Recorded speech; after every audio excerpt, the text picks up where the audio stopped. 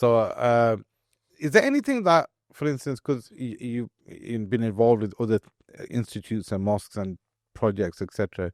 So, in terms of guidance, hope, is there something that you've intentionally avoided or not done by seeing it happen in other institutes or either other organizations, or just from your own intuition that you thought, you know what, one thing we need to avoid is this?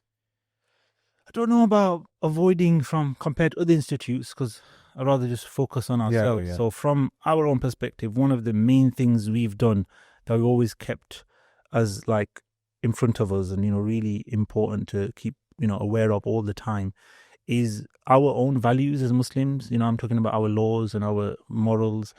And we've kept things like, the respect between the genders and that sort of modesty. We've had rules in place for that.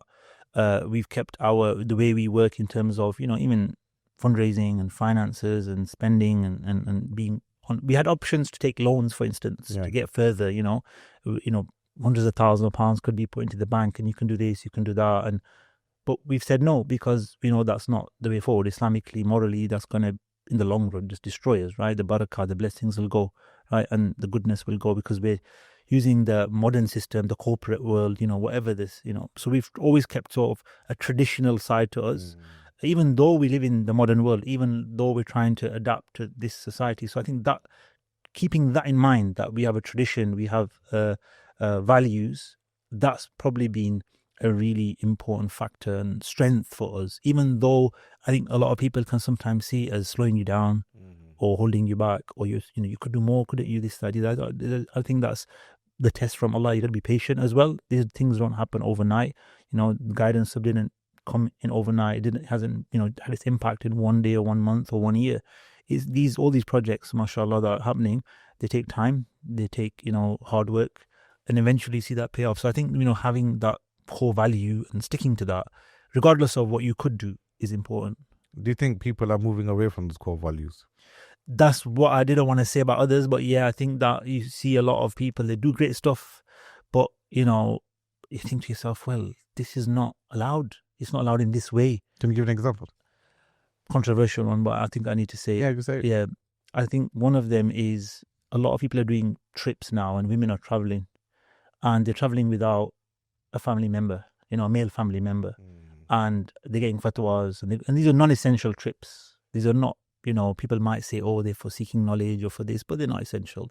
We talk about seeking knowledge, and you can do it right here, right now, and you don't need to go anywhere across the world and stuff. And they're going for retreats, and they're going for all of this. And I've been invited to them, and I've spoken to the people. I've said, look, I'm not coming if this is the principle behind it. I'm not going to attack anybody else. I'm not that kind of person. I don't like to be counterproductive and negative, right? Allah guide us all. But I think there's this movement towards like a bit more liberal approach to things and relax. They use those words, that relax, like we're somehow uptight or something. No, it's just, this is our values and we've got to stick to them. And we're not relaxed, we're happy, we're moving forwards. And I think that people just want to rush. And, I'll give you an example. When I went on Hajj, there was a lady who came with her son, right? Because she needed a mahram to go on Hajj from America. She was a US citizen, came from there. And her son was very, very ill. But she couldn't go on Hajj without a mahram. That's the ruling, right? You can't travel from America to Makkah without a family member, whether it's his husband, whether it's a father, whether it's an uncle. She had her son. The only person she had was her son, right?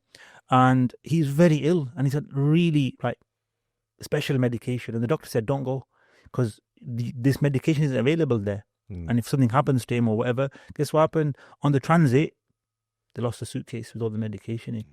So she's going to do a great deed, Hajj, with her son, and they get there and there's no medication. And he's going to be, this is fatal kind of stuff. Like, he's very serious. And she's pushing him in the wheelchair. And I think of that, and I think this is what somebody willing to do for their Hajj, to follow the rules of Allah subhanahu wa ta'ala that were taught to us. We had that hadith about the women traveling. We studied it. We heard it. You heard it. Everybody heard it in the gathering, right? It's there. And it's quite a unanimous hadith. It's not like a debate or anything even, right? So it's, and she went to the Kaaba, she prayed, she did Umrah, and she came back, and there was a person coming up the stairs saying, I've got a suitcase for somebody. And it got delivered to her door, and she was like, Allahu Akbar. We were thinking, what are we going to do? They were making calls to doctors. There you go. So Allah protected them, Allah accepted their Hajj, hopefully, and so on. But this is what we believe in, right? If we stick to the values, whatever tests come our way, whatever difficulties, whether slowing down, as people call it from their perspective, is not a problem. That's the journey. We've got to go the journey that Allah wants us to go on, not the one we want to go on. Yeah.